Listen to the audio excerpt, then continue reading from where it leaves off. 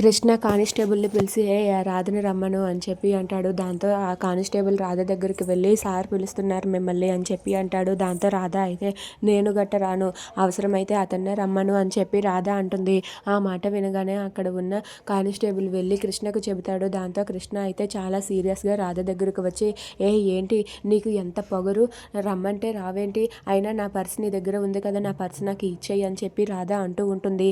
ఆ మాట వినగానే అక్కడ ఉన్న రాధ అయితే లేదు, నేను నీకు నీ పర్స్ ఇవ్వాలంటే నువ్వు నా చైన్ ఇచ్చేయి, నా చైన్ నీ దగ్గర ఉంది కదా, నా చైన్ నాకు ఇచ్చేయి అని చెప్పి అంటుంది. ఆ మాట వినగానే కృష్ణ చాలా సీరియస్గా చూస్తూ ఉంటాడు. మర్యాదగా నా పర్స్ నాకు ఇస్తావా ఇవ్వవా అని చెప్పి అడుగుతూ ఉంటాడు. దాంతో అక్కడ ఉన్న రాధ మాత్రం నేను పర్స్ ఇవ్వను, నువ్వు నాకు నా చైన్ ఇస్తే నీ పర్స్ ఇస్తాను అని చెప్పి ముఖం తిప్పుకొని తన జడతో ముఖం మీద కొట్టి మరీ అక్కడి నుండి వెళ్ళిపోతుంది. అది చూసి కృష్ణ చాలా కోపంతో రగిలిపోతూ ఉంటాడు. ఇంతలో ఇంటికి వెళ్ళగానే ప్రియా కృష్ణకు ఎదురుపడి ఒకరినొకరు గుద్దుకుంటారు. దాంతో ప్రియా కృష్ణ ఒడిలో పడుతుంది. దాంతో అక్కడ ఉన్న ప్రియాను చూసి కృష్ణ అయితే ప్రియా కదా నువ్వు అని చెప్పి అంటాడు.